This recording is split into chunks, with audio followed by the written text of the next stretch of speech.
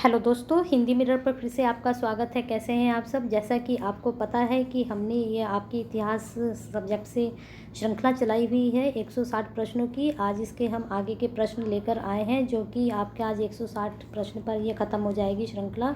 मुझे उम्मीद है आपको ये श्रृंखला, जो 160 प्रश्नों की श्रृंखला हमने आपको इतिहास के प्रश्नों की दी है, सभी को ये प्रश्न पसंद आए होंगे। और अगर पसंद आए तो वीडियो को ज़्यादा से ज़्यादा लाइक एंड शेयर करें। जो दोस्त आज चैनल पर नए हैं वो चैनल को सब्सक्राइब कर लें और बेल आइकन को हिट कर दें, जिससे नई वीडियो की नोटिफिकेशन टाइम से मिलते रहें। चलिए शुरू करते हैं आज के आगे के प्रश्न। आत्मीय सभा की स्थापना किसने की थी? विवेकानंद, राजा राममोहन राय, दयानंद सरस्वती या फिर एनी बेसेंट ने? तो इसमें हमने क्वेश्चंस में बताना है कि आत्मीय सभा की जो स्थापना की थी वह किसने की थी। तो 106 का आपका उत्तर हो जाएगा बी, राजा राम मोहन राय ने आत्मीय सभा की स्थापना की थी। चलिए अगले प्रश्न पे चलते हैं। राधा स्वामी सत्संग की स्थापना किसने की थी? शिवदयाल महाराज, विवेकानंद, केशवचंद्र या फिर उपरोक्त में से कोई नहीं? तो हमें बताना है राधा स्वामी सत्संग की स्थापना, जो कि हरिद्वार में भी है, ये हर जगह है राधा स्वामी सत्संग। तो बताइए 107 का आपका उत्तर क्या होगा? ए, शिवदयाल महाराज जी ने राधा स्वामी सत्संग की स्थापना की थे। इनके अनुयायी भी बहुत ज़्यादा हैं। चलिए अगले प्रश्न पर चलते हैं। तहजीब उल अखलाक नामक समाचार पत्र के संपादक कौन थे? सर सैयद अहमद खां, सलीमुल्लाह, मिर्ज़ा गुलाम अहमद, सर सैयद अहमद ये बरेलवी। तो इसमें बताना है कि कौन है। तो 108 का आपका उत्तर हो जाएगा ए, सर सैयद अहमद खां तहजीब उल अखलाक के समाचार पत्र के संपादक थे। चलिए अगले प्रश्न पे चलते हैं। अहमदिया आंदोलन के प्रवर्तक कौन थे? सर सैयद अहमद खां, मिर्ज़ा गुलाम अहमद, हाजी मौलवी मोहम्मद, सलीमुल्लाह। तो आपको बताना है कि जो अहमदिया आंदोलन चला था उसके प्रवर्तक कौन थे। तो 109 का आपका उत्तर हो जाएगा बी, मिर्ज़ा गुलाम अहमद। चलिए अगले प्रश्न पे चलते हैं। चंपारण विद्रोह के परिणाम स्वरूप सरकार को कौन सी पद्धति समाप्त करनी पड़ी? महालवाड़ी, रैयतवाड़ी, तीन कथिया, फिर उपरोक्त में से कोई नहीं? तो 110 का आपका उत्तर हो जाएगा तीन कथिया। जब चंपारण विद्रोह के परिणाम हुआ, तो मतलब जब चंपारण विद्रोह चल रहा था तो उसके परिणाम, जब उसका रिजल्ट आया है तो क्या निकला कि सरकार ने जो तीन कथिया अब चलाई थी पद्धति, उसको उन्हें समाप्त करना पड़ा। चलिए अगले प्रश्न पे चलते हैं। 1857 के विद्रोह में शहीद होने वाला पहला व्यक्ति था? तात्या टोपे, मंगल पांडे, नाना साहब, रानी लक्ष्मीबाई। तो 111 का आपका उत्तर हो जाएगा बी, मंगल पांडे। 1857 के विद्रोह में शहीद होने वाला पहला व्यक्ति मंगल पांडे था। चलिए अगले प्रश्न पे चलते हैं। 1857 के विद्रोह का तात्कालिक कारण क्या था? रिंग फेंस नीति, लैप्स का सिद्धांत, चर्बी वाले कारतूस, ईसाई धर्म का प्रचार। तो बताना है कि 1857 के विद्रोह का तात्कालिक कारण क्या था। तो 112 का आपका उत्तर हो जाएगा सी। ठीक है, चलिए अगले प्रश्न पर चलते हैं। चलिए देखते हैं अगला प्रश्न। 1857 के विद्रोह का कानपुर में नेतृत्व किसने किया? तो इसमें बताना है कि जो 1857 का विद्रोह हुआ था, अभी आपको दो क्वेश्चन इससे बन चुके हैं, अब ये तीसरा क्वेश्चन है 1857 के विद्रोह को लेकर। तो इसमें बताना है कानपुर का नेतृत्व किसने किया? तात्या टोपे, नाना साहब, बहादुर शाह या फिर मंगल पांडे। तो 113 का आपका उत्तर हो जाएगा बी, नाना साहब ने कानपुर में नेतृत्व किया था। ये झांसी की रानी एक आपका नाटक आया था, उसमें ये सब कुछ दिखाया गया भी था। अगला प्रश्न है। लखनऊ में अवध के चीफ कमिश्नर की स्वतंत्रता सेनानियों ने हत्या कर दी थी। उस कमिश्नर का नाम था हीरोइस, विल्सन, हेनरी लॉरेंस, हैवलॉक। तो बताना है लखनऊ में जो अवध के चीफ कमिश्नर की स्वतंत्रता सेनानियों ने हत्या कर दी थी, उस कमिश्नर का नाम क्या था? तो 114 का आपका उत्तर हो जाएगा सी, हेनरी लॉरेंस। इनकी लखनऊ में क्या हुआ था? अवध के चीफ कमिश्नर की हत्या कर दी गई थी। किसके द्वारा? सेनानियों द्वारा। अगला प्रश्न है। भारतीय सिपाहियों द्वारा किया गया पहला विद्रोह कौन सा था? अंग्रेजों व मीर कासिम के बीच युद्ध में किया गया विद्रोह 1764 ईस्वी में, वेल्लोर। 1857 का विद्रोह या फिर नील विद्रोह।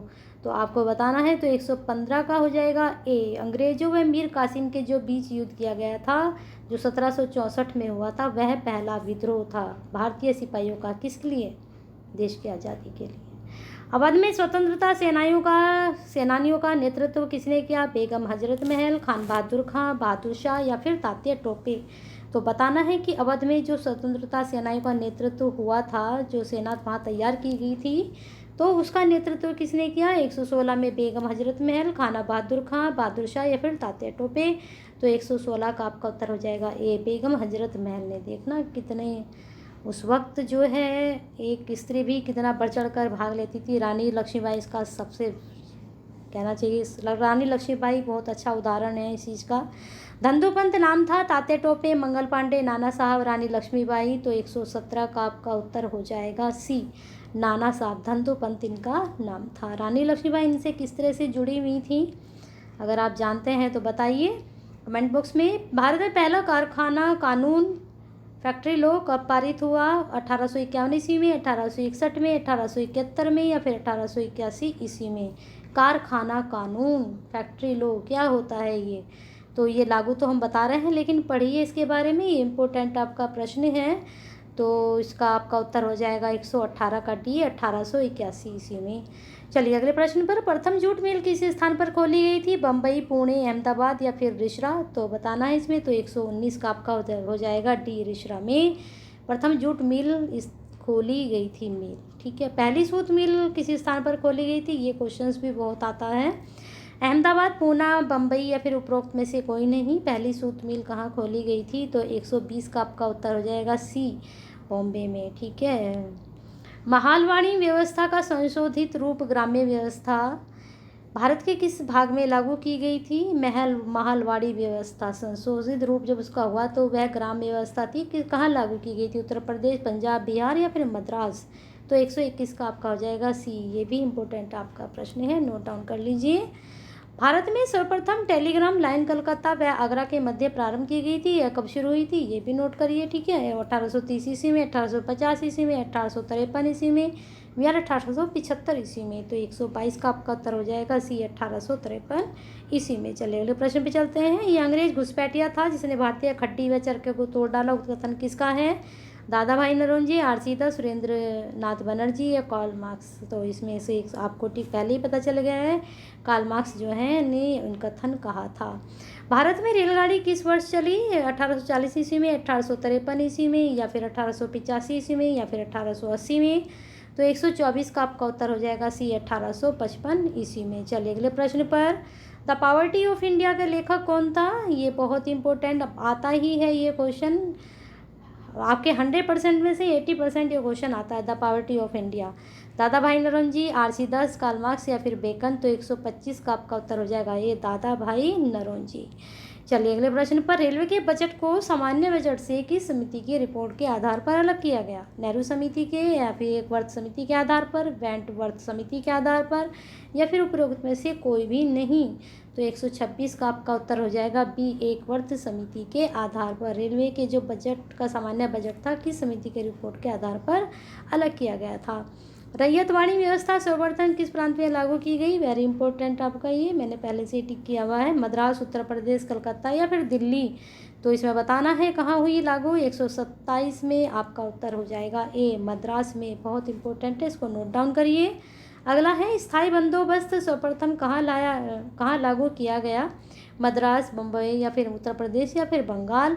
तो 128 का आपका उत्तर हो जाएगा डी, बंगाल में सर्वप्रथम स्थायी बंदोबस्त लागू किया गया। शिवाजी का राज्याभिषेक कहाँ हुआ? प्रतापगढ़, पुणे, रायगढ़, सतारा? तो 129 का आपका उत्तर हो जाएगा सी। बच्चों क्या लगता है कि प्रश्न बहुत इजी लगते हैं हमें देखने में, लेकिन जिन जो इजी प्रश्नों को हम छोड़ देते हैं मोस्टली वही प्रश्न आ जाते हैं। तो जब पेपर में हम बैठते हैं तो हमें लगता है कि कितना आसान प्रश्न है और हमें इसका उत्तर नहीं आता है, हम कितने असहाय से उस वक्त महसूस करते हैं। तो जो आपके सरल प्रश्न हैं उनको भी मत छोड़िए, ठीक है, उनको भी नोट डाउन करके रखिए।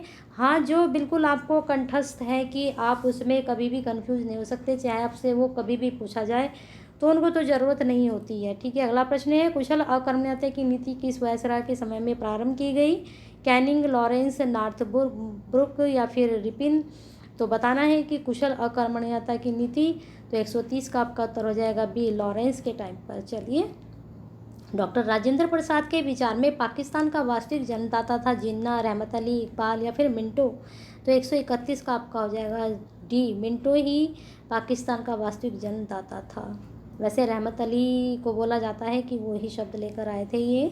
लॉर्ड कर्जन का सबसे पहला काराकृत्य था बंगाल का विभाजन, अकाल पीड़ितों की सहायता न करना, हिंदू मुसलमानों में फूट डालना, विक्टोरिया मेमोरियल पर अपार धन खर्च करना। लॉर्ड कर्जन का सबसे काला कृत्य क्या था? 132 का, बंगाल का विभाजन किया था उन्होंने, ये सबसे उनका घिनौना या कलाकृतियाँ हम बोल सकते हैं। चलिए अगले प्रश्न पे चलते हैं। 1854 का वुड डिस्पैच किससे संबंधित था? आर्थिक सुधारों से, शिक्षा से, प्रशासनिक सुधारों से या फिर न्याय संबंधी सुधारों से? तो इसमें बताना है 1854 का वुड डिस्पैच। तो 133 का आपका उत्तर हो जाएगा बी, शिक्षा से। को इम्पोर्टेंट है, ये आपके नेट में भी, नेट का जो आपका एग्ज़ाम होता है, ये हायर एजुकेशन में भी आपका क्वेश्चंस बनता है। चलिए अगले प्रश्न पे चलते हैं। भारतीय संविधान का ब्लूप्रिंट किस अधिनियम को मानते हैं? 1909 ईस्वी, 1919 ईस्वी, 1935 या फिर 1947? तो 134 का आपका उत्तर हो जाएगा बी, 1919 को ब्लूप्रिंट अधिनियम को मानते हैं भारतीय संविधान का। इंग्लैंड में भारतीय उच्चायुक्त किस अधिनियम के द्वारा नियुक्त किया गया? 1909 ईस्वी में, 1919 ईस्वी में, 1935 ईस्वी में या फिर 1947 में? तो जो इंग्लैंड में भारतीय उच्चायुक्त अधिनियम द्वारा नियुक्त किया गया वह 1919 ईस्वी में किया गया था। चलिए अगले प्रश्न में, विभाग पद्धति किस अधिनियम के द्वारा लागू की गई? 1858 ईस्वी में, 1861 ईस्वी में या फिर 1892 ईस्वी में या फिर 1909 ईस्वी में? तो ये पोर्टफोलियो सिस्टम कब लागू हुआ?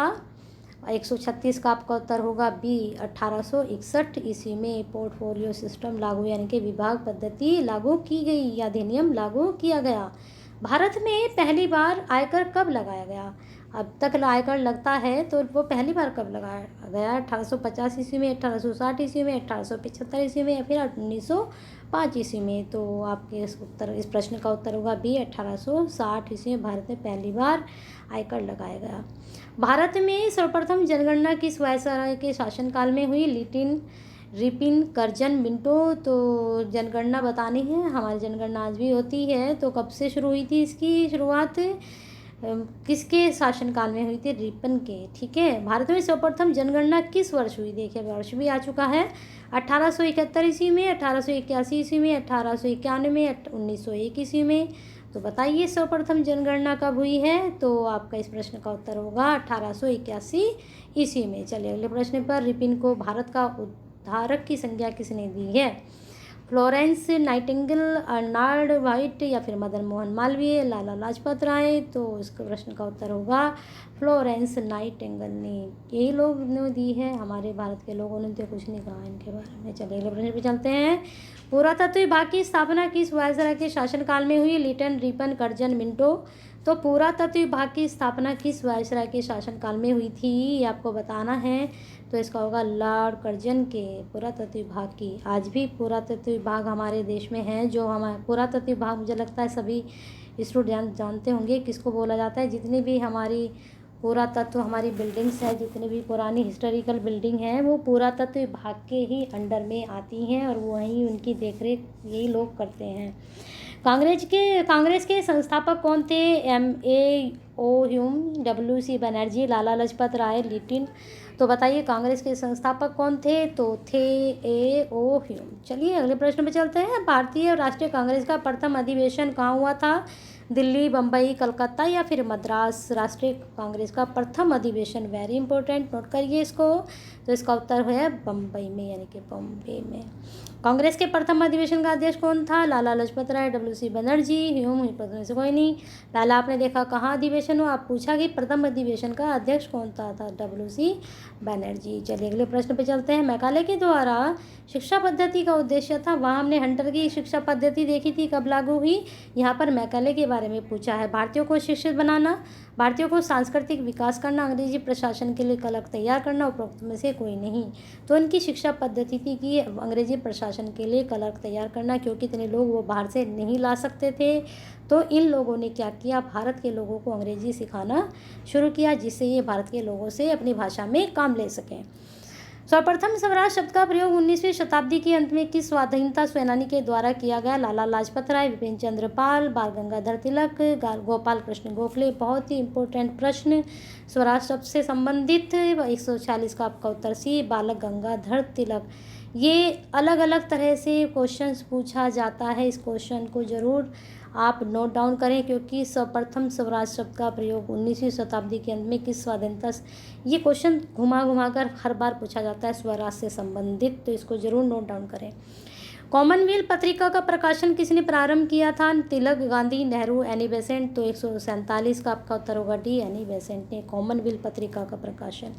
कूका आंदोलन कहाँ हुआ था? महाराष्ट्र, बंगाल, पंजाब, दिल्ली। टिक लगा हुआ है, पहले से ही पता चल गया होगा, पंजाब में कूका आंदोलन हुआ था। फिर है कामागाता मारू का किसका नाम था? स्थान का, व्यक्ति का, जहाज का, फिर नदी का। तो इसका आपका उत्तर हो जाएगा सी, एक जहाज का नाम कामागाता मारू था। चलिए अगले प्रश्न पर, स्वराज मेरा जन्मसिद्ध अधिकार है और मैं इसे लेकर रहूँगा, यह कथन किसका है? बहुत ही इंपॉर्टेंट क्वेश्चन है। स्वराज, देखिए अब वहाँ पर भी स्वराज था, यहाँ पर भी स्वराज आ गया। आपको सिर्फ स्वराज पकड़ना है और क्या पकड़ना है? आपको बाल गंगाधर तिलक का नाम पकड़ना है। ये चीज़ आपको बस स्वराज देखना है। क्वेश्चन किसी तरह से भी ये घूम कर आए, लेकिन आपको जो है ये ऐसे ही याद करना है कि स्वराज से संबंधित जो है बाल गंगाधर तिलक जी हैं। चलिए अगले प्रश्न पर, सन 1920 में प्रथम अखिल भारतीय ट्रेड यूनियन कांग्रेस का निर्माण किया था? दीवान चमनलाल ने, नारायण राव मल्हार राव जोशी ने, बीपी पाडिया ने, महात्मा गांधी ने। तो 151 का आपका उत्तर होगा बी, नारायण राव मल्हार राव जोशी ने 1920 में प्रथम अखिल भारतीय ट्रेड यूनियन कांग्रेस का निर्माण किया था। यहाँ पर 1920 भी आपको पता चल गया। चलिए अगला प्रश्न, स्वतंत्रता की लड़ाई के दौरान 20वीं शताब्दी के प्रारंभ में ही कांग्रेस के दो दल हो गए थे, उग्रवादी और उदारवादी। निम्नलिखित में से कौन सा नेता उदारवादी दल से संबंधित नहीं था? दादा भाई नौरोजी, सुरेंद्रनाथ बनर्जी, गोपाल कृष्ण गोखले, बिपिन चंद्र पाल। तो इसमें से चारों में से तीन हैं, लेकिन एक कोई नहीं है। कौन सा नहीं है या हमें बताना है कि कौन नहीं था? तो 152 का आपका उत्तर हो जाएगा दादा भाई जो नौरोजी इससे संबंधित नहीं थे। किससे? कौन सा नेता उदारवादी दल से संबंधित नहीं था? तो दादा भाई नौरोजी को से उग्रवादी से संबंधित थे। सन 1942 में भारत छोड़ो प्रस्ताव कांग्रेस के किस अधिवेशन में पारित किया गया? वेरी इंपॉर्टेंट प्रश्न आपका, इसको नोट डाउन करिए। 1942 में भारत छोड़ो आंदोलन प्रस्ताव कांग्रेस ने किस अधिवेशन में? लाहौर में, बम्बई में, या नागपुर, या फिर कलकत्ता। तो आपका इसका उत्तर हो जाएगा बम्बई अधिवेशन में। मांटेगू घोषणा कब की गई थी? 15 अगस्त 1920, 20 अगस्त 1918, 20 अगस्त 1917, 30 अगस्त 1918। तो बताइए इसका उत्तर क्या होगा? तो इसका उत्तर आपका हो जाएगा 20 अगस्त 1917 को मांटेग्यू घोषणा की गई थी। अगला प्रश्न है, भारतीय राष्ट्रीय कांग्रेस की उग्रवादी विचारधारा में तीव्रता लाने का मुख्य कारण क्या था? नम्रतापूर्वक आवेदन की नीति में विश्वास, इटली के एकीकरण, जापान विजय आदि से प्रेरणा, कर्जन की कठोर नीति से असंतोष, बंगाल का विभाजन। तो राष्ट्रीय कांग्रेस की उग्रवादी विचारधारा में तीव्रता लाने का मुख्य कारण क्या था? कि जब बंगाल का विभाजन हुआ तो वो लोग नहीं चाहते थे कि ऐसा हो, तो उसमें क्या हुआ? उसमें तीव्रता आई। किसमें? उग्रवादी विचारधारा में। ये लोग तो कुछ भी कर रहे हैं हमारे देश में। निम्नलिखित तथ्यों में से कौन सा तथ्य केवल सविनय अवज्ञा आंदोलन से संबंधित है? सरकारी उपाधियों को त्याग देना, विदेशी माल का बहिष्कार करना, सरकार द्वारा सूचित कर कानून भंग करना। तो इसमें आपका उत्तर सी हो जाएगा, सरकार द्वारा सूचित कर कानून को भंग करना क्या होता है? सविनय अवज्ञा आंदोलन, यानी कि हम आपकी आज्ञा नहीं मानेंगे, ठीक है, हम आपकी आज्ञा को अस्वीकार करते हैं। असहयोग आंदोलन का प्रमुख महत्वपूर्ण नारा था, ब्रिटिश सरकार को सहयोग नहीं देंगे, विदेशी वस्तुओं का बहिष्कार करेंगे, भारतीय नागरिकों को संगठित करेंगे, जलियांवाला बाग की घटना का बदला लेंगे। तो इसका उत्तर है ब्रिटिश सरकार को सहयोग नहीं देंगे, यानी कि हम आपकी आज्ञा को सिरोधाई नहीं करेंगे और हम आपको सहयोग भी नहीं देंगे।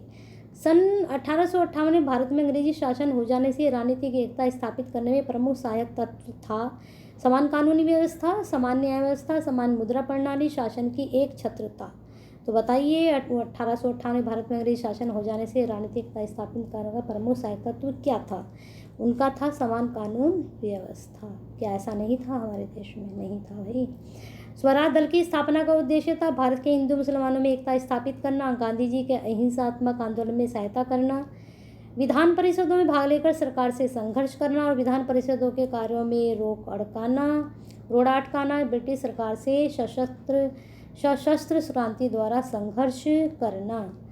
तो आपको बताना है कि इसका उत्तर क्या होगा? स्वराज दल की स्थापना का उद्देश्य क्या था? तो इसका उत्तर आपका हो जाएगा सी, ठीक है। ये क्या था? विधान परिषदों में भाग लेकर सरकार से क्या करना था, संघर्ष करना था और विधान परिषदों के कार्यों में रोड़ा अटकाना था। किनका काम था? क्योंकि उस वक्त तो भारत स्वराज हमारे देश में अंग्रेजों की सरकार थी ना, तो इन्होंने जो स्वराज दल था, इन्होंने स्थापना की कि हम विधान परिषद के जो कार्य होते हैं वहाँ पर जो है उनके कार्यों को नहीं होने देंगे और वहाँ के जो सरकार का काम है उसमें हम थोड़ा अटकाएंगे। चलिए अगले प्रश्न पर चलते हैं। द्वितीय गोल में सफल हुआ था। पहला प्रश्न पढ़ लीजिए इसमें।